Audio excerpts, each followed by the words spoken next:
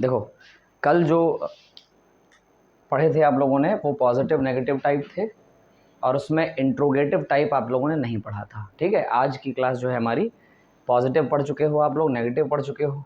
Negative में अगर adverbial आ जाए, है ना, मैंने बताया था आपको कब कहाँ क्यों कैसे का उत्तर जो होता है वो एडवर्बियल होता है। अगर वो आ जाए तो क्या करना है, ठीक है, क्लास आप कर लेना, ठीक है, कल वाली। अब आज जो हम पैसिव वॉइस देखने जा रहे हैं वो कैसे हैं, तो ध्यान रखिएगा, वो इंट्रोगेटिव टाइप पैसिव वॉइस हैं। कौन से? Interrogative type passive voice. देखिएगा ध्यान से, ये क्या होते हैं, ये क्या होते हैं समझिएगा ध्यान से।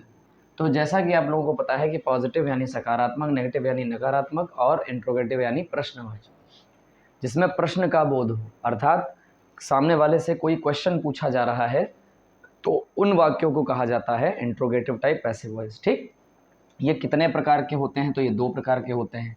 तो सबसे पहले जिन पैसिव वॉइसेस को हम लोगों को पढ़ना है वो हैं स्टार्टिंग विद हेल्पिंग वर्ब, और दूसरा जो टाइप होता है इंट्रोगेटिव का वो होता है स्टार्टिंग विद क्वेश्चन वर्ड। कौन से होते हैं?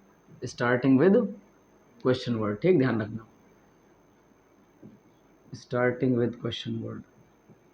अब सब लोग थोड़ा सा ध्यान दीजिए यहाँ पर। पहला जिसको हम स्टार्टिंग विद हेल्पिंग वर्ब कहते हैं, दूसरा जिसको हम स्टार्टिंग विद क्वेश्चन वर्ड कहते हैं।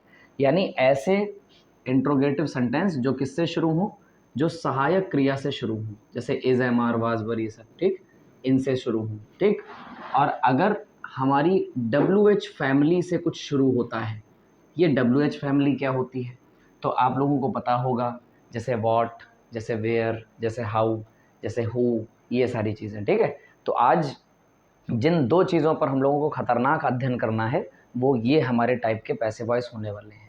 तो सबसे पहले जिन चीज़ों पर हम अध्ययन करने जा रहे हैं वो कौन सा है? हेल्पिंग वर्ब वाले पे। ठीक है, WH फैमिली को हमेशा ध्यान रखना, इन्हें क्वेश्चन वर्ड फैमिली कहा जाता है। यानी व्हाट है, वेयर है, व्हाई है, हाउ है, ठीक है, ये सारी चीज़ें। तो इनको बाद में देखेंगे, पहले हम इनको देखेंगे। अब क्या होता है समझिएगा ध्यान से। अगर कभी आपको एक्टिव वॉइस का सेंटेंस आपके पेपर में कैसा मिले, सुनिएगा ध्यान से। अगर आपके सेंटेंस में कभी क्वेश्चन वर्ड दिया गया है, समझते रहना ध्यान से, फर्स्ट टाइप पढ़ रहे हो, पहले ये वाली टाइप फिर ये वाला टाइप। अब आप कहोगे सर फिर आपने क्वेश्चन वर्ड क्यों लिखा? दरअसल नियम दोनों का सेम है। मैं एक बार नियम लिखूंगा और उसी पर आप सारे टाइप बनाते चले जाओगे, चाहे वो हेल्पिंग वर्ड वाले हों चाहे वो क्वेश्चन वर्ड वाले हों। क्या होगा कि आपको एक क्वेश्चन वर्ड दिया जाएगा एक्टिव सेंटेंस में, ठीक है, दे दिया, उसके बाद एक हेल्पिंग वर्ब मिलेगी आपको। अच्छा, उसके बाद क्या होगा सर? सब्जेक्ट मिलेगा। उसके बाद क्या होगा सर? मेन वर्ब मिलेगी। उसके बाद क्या होगा? ऑब्जेक्ट मिलेगा। और लास्ट में एक चीज़ मिलेगी, क्वेश्चन मार्क। अब चूंकि आप क्वेश्चन मार्क आज शुरू ही कर चुके हो तो एक चीज़ मैं आपको बता दूं, थोड़ा सा यहाँ पर ध्यान देंगे यूट्यूब वाले सदस्य भी और यहाँ आप लोग भी, देखो ध्यान से। जब भी आप कभी एक्टिव से पैसिव बनाते हो, सुनना ध्यान से, जब भी आप कभी एक्टिव से पैसिव बनाते हो तो अगर एक्टिव के सेंटेंस में क्वेश्चन मार्क लगा है तो बहुत सारे बच्चे भूल कर देते हैं। वो क्या करते हैं कि जब एक्टिव में क्वेश्चन मार्क लगा है तो वो पैसिव में क्वेश्चन मार्क लगाते ही नहीं है। वो क्या करते हैं? वो फुल स्टॉप लगा देते हैं, जबकि आपका सेंटेंस गलत हो जाता है। हमेशा ध्यान रखना, पैसिव वॉइस जब भी एक्टिव से पैसिव बनाया जाता है तो लास्ट में क्वेश्चन मार्क भी लगाया जाता है। लेकिन जब DID बनाया जाता है, DID मीन्स डायरेक्ट इनडायरेक्ट, पता है आप लोगों को, पढ़ा है आपने? डायरेक्ट इनडायरेक्ट तो पता ही होगा। तो डायरेक्ट इनडायरेक्ट जब पढ़ाया जाता है, जब ये बनाया जाता है तो क्या होता है? डायरेक्ट सेंटेंस में यदि क्वेश्चन मार्क है तो फिर हम इनडायरेक्ट सेंटेंस में क्वेश्चन मार्क नहीं लगाते, वहाँ केवल फुल स्टॉप लगता है। कारण क्या है सर? कारण ये है कि जब हम पैसिव बनाते हैं तो एक्टिव में भी प्रश्न पूछा जाता है, और जब हम पैसिव उसका बनाते हैं तब जब उसका अर्थ निकालते हैं तो उसमें भी प्रश्न ही पूछा जा रहा होता है। ठीक, अगर डायरेक्ट सेंटेंस में क्वेश्चन मार्क है, यानी डायरेक्ट सेंटेंस में लिखा हुआ कि भैया ये चीज़ क्वेश्चन मार्क में दी हुई है, इसका मतलब क्या है कि जब हम डायरेक्ट से इनडायरेक्ट बनाते हैं तो हमारा इंट्रोगेटिव सेंटेंस किस में चेंज हो जाता है? एफर्मेटिव में, यानी पॉजिटिव सेंटेंस में चेंज हो जाता है। इसीलिए हम उसके आगे क्या लगाते हैं? फिर फुल स्टॉप लगाते हैं, क्वेश्चन मार्क नहीं लगाते। तो आप लोगों को पैसिव भी पढ़ने हैं, आपको DID भी पढ़ना है, तो दोनों पर ही जोर डालना। क्या कि एक्टिव में अगर क्वेश्चन मार्क मिलेगा तो पैसिव में भी होगा, और अगर डायरेक्ट इनडायरेक्ट में क्वेश्चन मार्क मिलेगा तो फिर हम इनडायरेक्ट सेंटेंस में, जब हम डायरेक्ट का इनडायरेक्ट बनाएंगे तब हम उसमें क्वेश्चन मार्क नहीं लगाएंगे। ये चीज़ ध्यान रखना, बहुत सारे बच्चे इसमें कंफ्यूज होते हैं, अब नहीं होगे, ध्यान रखना, ठीक है। अब समझ लो जो हम बता रहे हैं आपको कि इस तरीके से आपको एक सेंटेंस मिलेगा जिसमें क्वेश्चन वर्ड होगा, हेल्पिंग वर्ब होगी, सब्जेक्ट होगा, मेन वर्ब होगी, उसके बाद ऑब्जेक्ट होगा। अब सर इसका पैसिव कैसे बनाएंगे? तो जब इसका पैसिव बनाओगे तो ध्यान रखना, ठीक, इसका पैसिव कैसे बनाया जाएगा? सर हमेशा ध्यान रखिएगा जब पैसिव आप बनाएंगे तो क्वेश्चन वर्ड के नीचे क्वेश्चन वर्ड लिखेंगे, ठीक। अब क्या होगा समझना ध्यान से, क्वेश्चन वर्ड के नीचे क्वेश्चन वर्ड लिखा, अब इस वाले ऑब्जेक्ट को उठाकर क्या बना दिया जाएगा? सब्जेक्ट बना दिया जाएगा। अब उसके बाद क्या होगा? क्वेश्चन वर्ड हो गया, फिर सब्जेक्ट आ गया। तो सब्जेक्ट से पहले ध्यान रखना, इस सब्जेक्ट से पहले एक एच वी लगेगी। H we means helping verb के जस्ट नीचे हेल्पिंग वर्ब और क्वेश्चन वर्ड के नीचे जस्ट नीचे question word.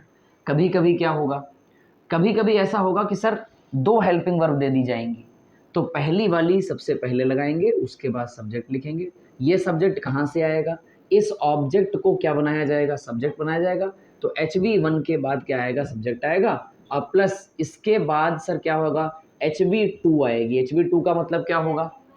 Helping verb number 2। जैसे बाई चांस एक सेंटेंस था जिसमें ऊपर दे दिया गया, वॉज, ठीक। तो हम सभी लोग जानते हैं कि वॉज दे दिया गया है तो ये पास्ट कॉन्टिन्यूअस है, और पास्ट कॉन्टिन्यूअस जब परिवर्तित किया जाता है किसमें? पैसिव में, तो वॉज बीइंग हो जाता है। तब कितनी हेल्पिंग वर्ब हो गई? 2। तो पहली वाली इधर लगाइए यानी वॉज इधर लगाइए, फिर जिस ऑब्जेक्ट को आपने सब्जेक्ट बनाया है वो रखिए, और उसके बाद बीइंग इधर लगाइए। क्या ये बात आपको समझ में आ रही है? HV1 और HV2 का मतलब क्या हुआ कि पहली वाली सहायक क्रिया आगे लग जाएगी और दूसरी वाली, तीसरी वाली जो भी होगी वो इसके जस्ट बाद में लगेगी, यानी सब्जेक्ट के बाद आएगी। फिर क्या होगा सर? फिर कुछ नहीं होगा सर, मेन वर्ब की क्या लगाई जाएगी? थर्ड फॉर्म, जैसा कि पता ही होगा आप लोगों को। उसके बाद क्या लगाया जाएगा सर? बाई एजेंट लगेगा। उसके बाद क्या लगेगा? बाई एजेंट लगेगा, और बाई एजेंट के बाद इस वाले सब्जेक्ट को क्या बना दिया जाएगा? ऑब्जेक्ट बना दिया जाएगा, और लास्ट में क्वेश्चन मार्क अवश्य लगेगा। क्या होगा? क्वेश्चन मार्क अवश्य लगेगा। तो ये हमारा जो सेंटेंस है ये हमारा बन के तैयार हो जाएगा। क्या ये बात समझ में आई?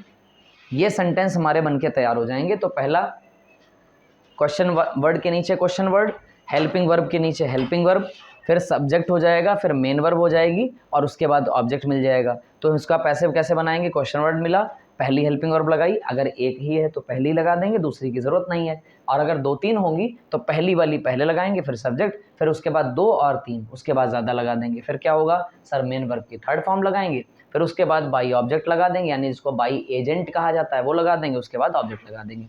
क्या ये बात आप लोगों को क्लियर हुई? तो ये पहला सेंटेंस है जो हमें ज़रूरत पड़ता है कभी ना कभी कि आते हैं तो आएंगे। समझना ध्यान से, बैठो। तो लिखा हुआ है, समझना ध्यान से। तो ये क्वेश्चन वर्ड हो गया।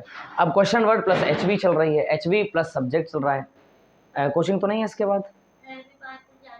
किसके, कहाँ? क्लास कौन सी बच्चा? 9th है। अरे तो मम्मी को पता नहीं होगा, बता दो जाके, फिर उनको बता दो जाके, जाओ अब चले जाओ बेटा उनके पास, बता दो। मम्मी ने पहले पूछा नहीं होगा। देखो ध्यान से, देखो ध्यान से। तो पहले क्वेश्चन वर्ड है, फिर HV1 है, प्लस सब्जेक्ट है, प्लस HV2 है, फिर मेन वर्ब की थर्ड फॉर्म है, फिर बाई एजेंट है, प्लस ऑब्जेक्ट है। क्या ये बात आपको समझ में आई कि नहीं आई? तो ये बात आप क्लियर रखना, ठीक है, समझना ध्यान से। तो अब इन सेंटेंसों पर, इन पैटर्न्स पर हम सेंटेंसेस को देखेंगे। सबसे पहले तो कौन सा देखेंगे? इधर देखेंगे हम स्टार्टिंग विद हेल्पिंग वर्ब, और इधर देखेंगे हम स्टार्टिंग विद क्वेश्चन वर्ड, दोनों तरीके से, ठीक है। तो सबसे पहला देखना इधर 1, तो सबसे पहला कौन सा है? जैसे आपके सामने यहाँ पर लिख दिया गया, did you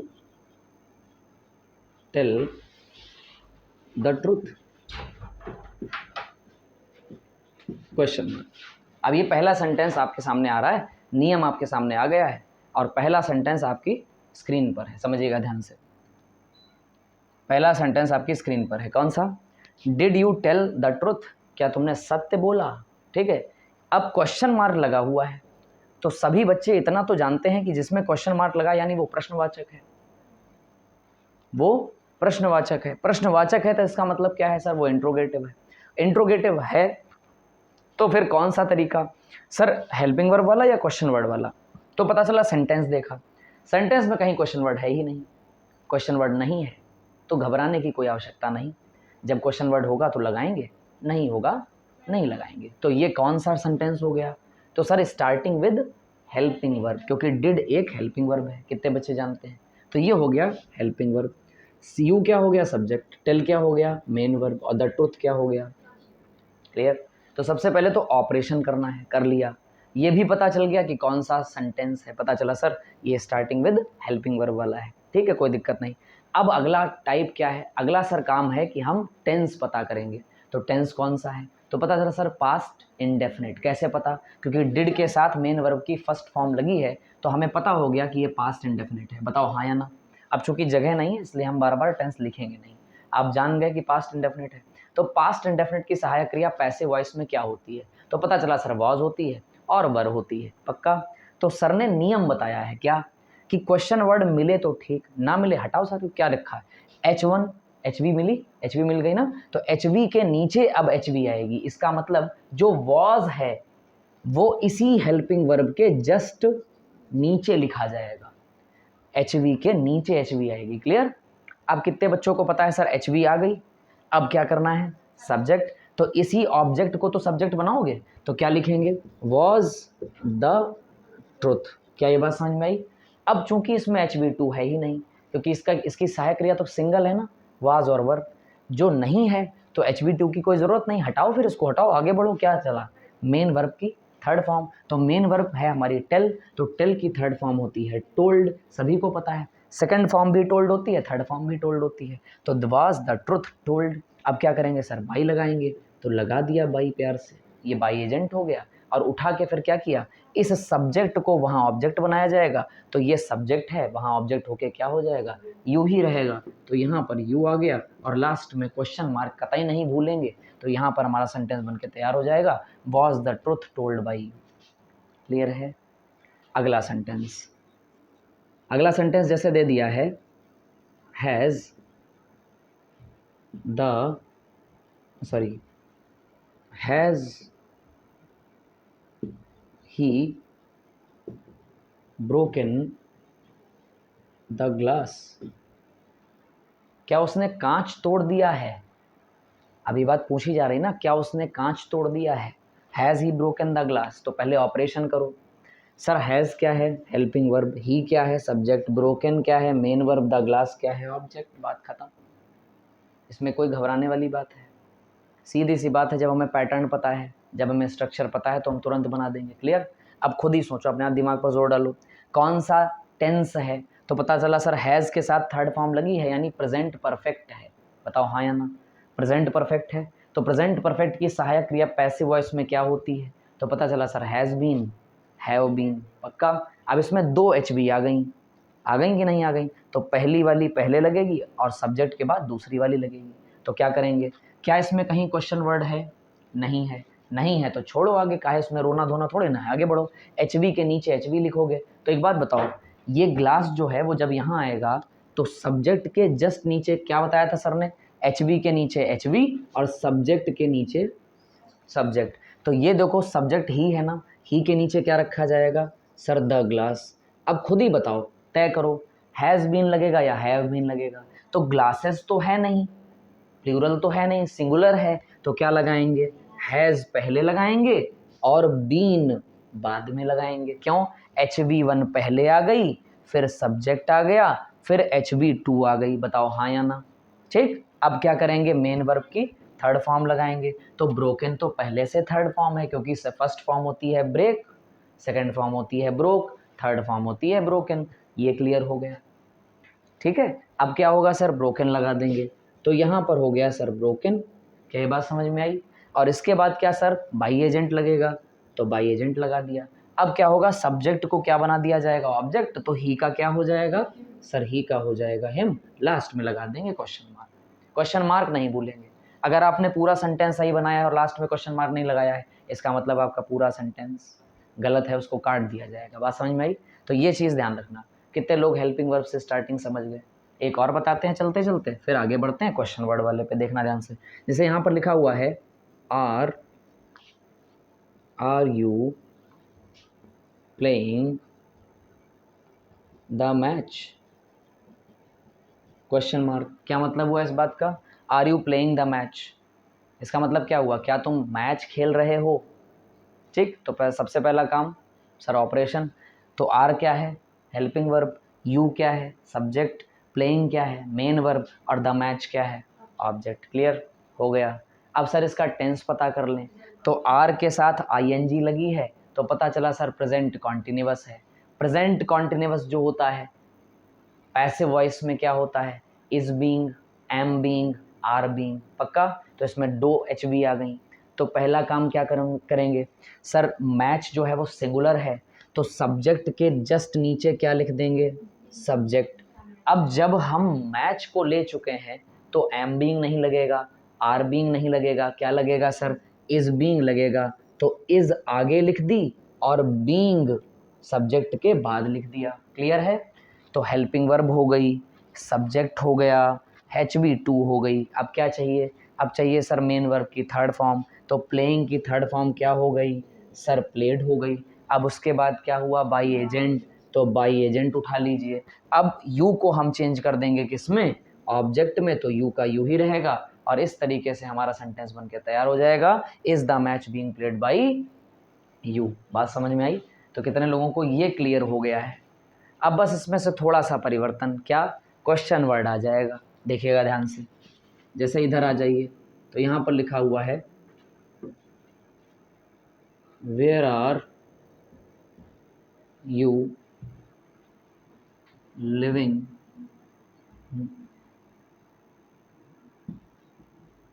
where are you finding the keys. क्या मतलब हुआ इस बात का, where are you finding the keys, तुम चाबियां कहाँ ढूंढ रहे हो, यही तो हुआ, तुम चाबियां कहाँ ढूंढ रहे हो। अब देखो यहाँ पर क्वेश्चन वर्ड आ गया तो कोई दिक्कत नहीं सर, काम वही होना है, कुछ नहीं परिवर्तित, बस क्या करेंगे, क्वेश्चन वर्ड के नीचे क्वेश्चन वर्ड। और एक चीज़ सुन लीजिए ध्यान से, अभी हम सारे क्वेश्चन वर्ड से आपको सेंटेंस बनाना बता देंगे, लेकिन एक शब्द होता है जिसको आपने सुना होगा, हु, सुना है, और हु का पैसिव जब बनता है तो बाई हुम से बनता है, उसको अलग से बताएंगे, उसको इसमें नहीं बताएंगे, उसको अलग से बताएंगे। फिलहाल आप हु वाले सेंटेंस नहीं देखोगे, पहले आप नॉर्मल वाले देखिए।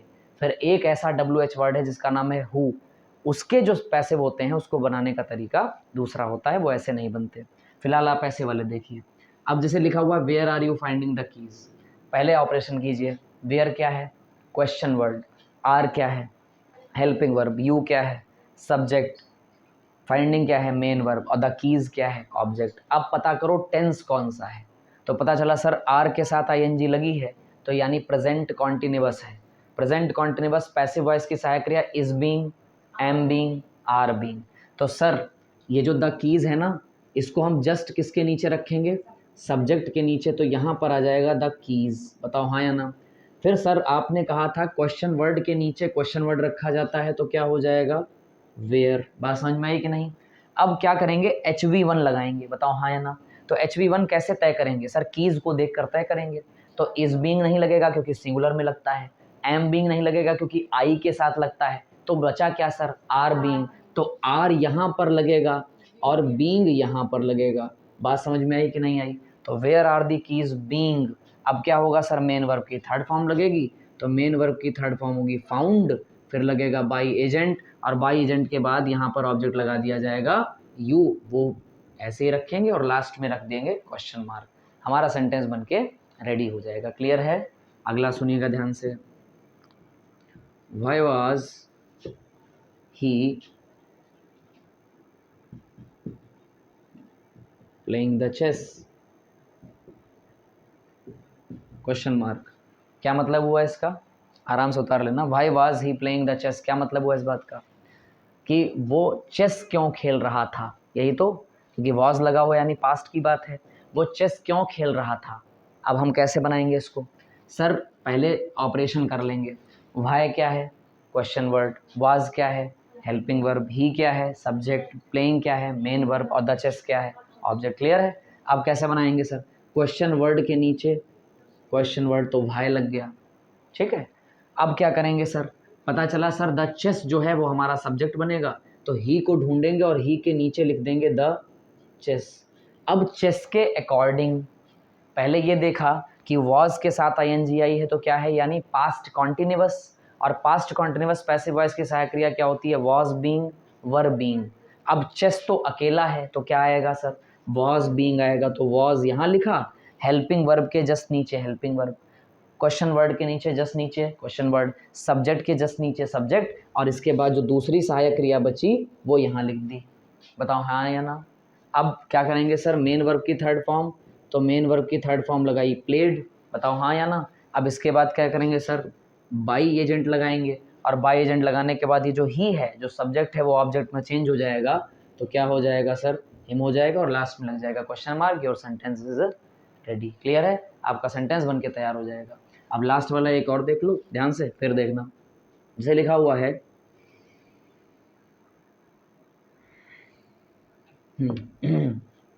जैसे लिखा हुआ है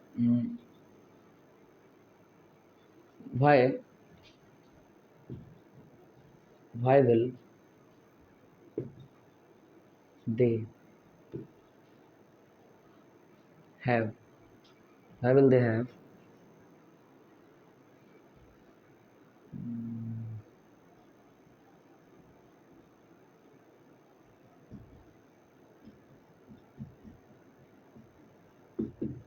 सेंटेंस आ गया, why will they have confirmed the tickets, tickets लिखा हुआ है ध्यान रखना, ठीक।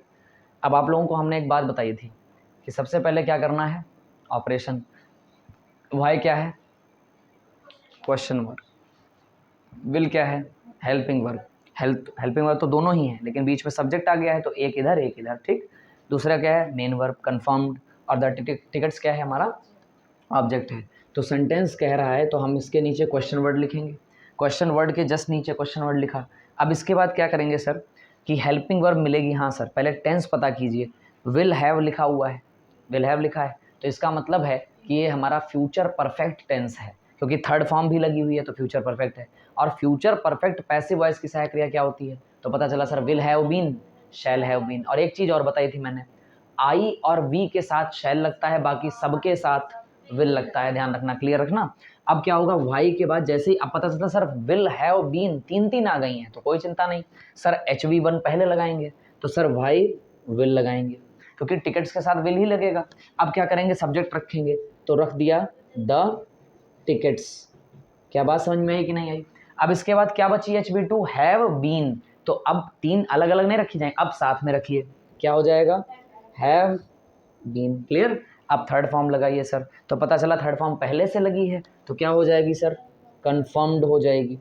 और उसके बाद लगाएंगे क्या सर, बाई एजेंट लगा देंगे, और बाई एजेंट लगने के बाद सर हमारा जो दे है सब्जेक्ट वो किस में चेंज हो जाएगा, देम में चेंज हो जाएगा, और इस तरीके से हमारा क्वेश्चन वर्ड वाला भी सेंटेंस बन के तैयार हो जाएगा। कितने लोगों को ये चीज़ कठिन लग रही है, हाथ उठाओ। कोई दिक्कत नहीं सर, अगर लगातार स्ट्रक्चर हम फॉलो कर रहे हैं तो हमें कोई चीज़ की परेशानी नहीं। क्या ये सबको समझ में आ गया है। अब एक शब्द बचा हुआ है, कौन सा, एक शब्द है हु, उस पर कैसे पैसिव वॉइस बनाया जाता है वो भी सिखाएंगे, पहले इसको आप उतार लो, ठीक है।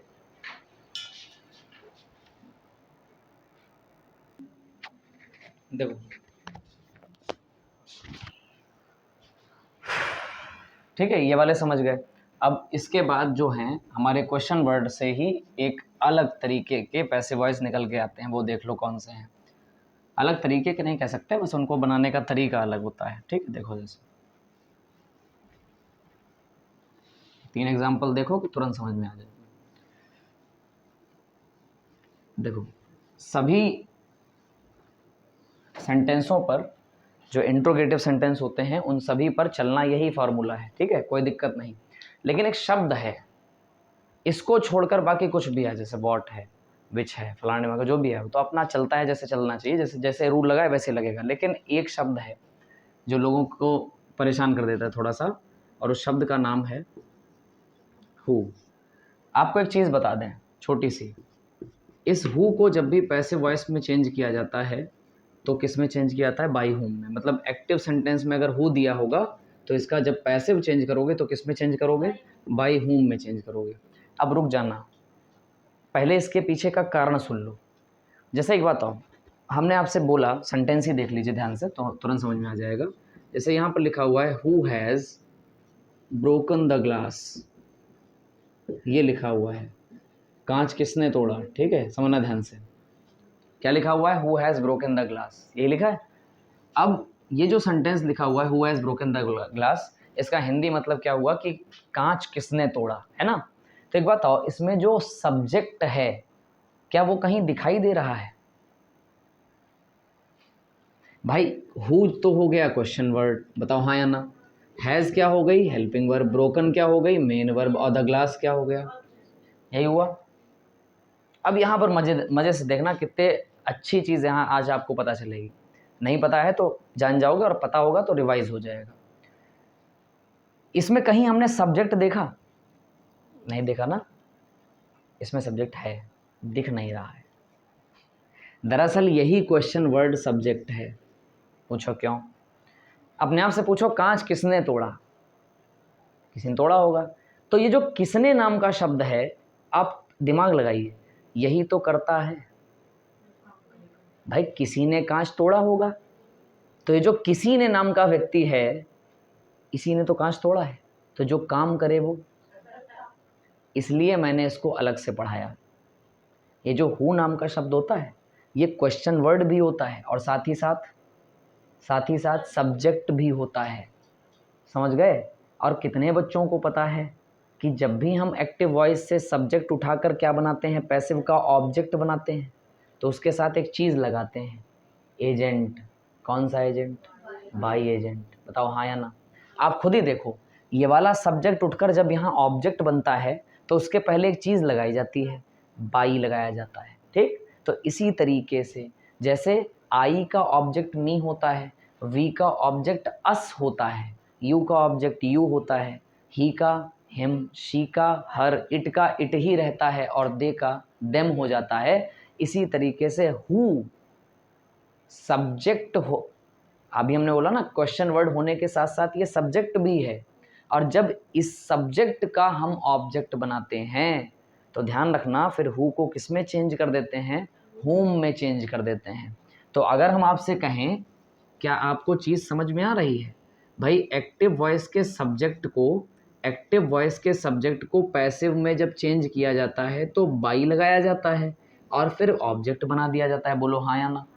अब अगर मैंने आपसे कहा कि ही का ऑब्जेक्ट हिम होता है, शी का ऑब्जेक्ट हर होता है, इसी प्रकार हु भी एक सब्जेक्ट है।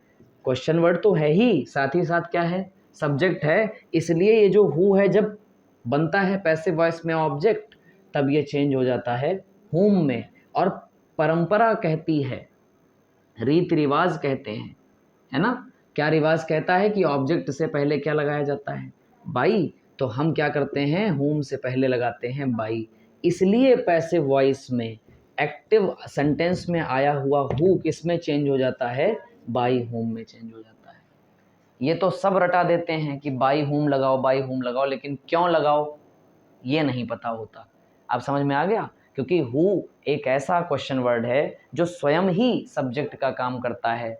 और जैसे ही को हिम में चेंज करते हैं, शी को हर में चेंज करते हैं, इसीलिए हु का जो ऑब्जेक्ट होता है वो हुम होता है। और ऑब्जेक्ट बनाने से पहले उसमें बाई एजेंट लगाया जाता है। तो इसीलिए हमारा सेंटेंस जब भी हु के साथ होता है तो हम हु को किस में चेंज कर देते हैं? बाई हुम में। आप समझ गए? इसके पीछे की परंपरा ये है, इसके पीछे की कहानी ये है। अब इधर देखो ध्यान से कैसे बनाएंगे।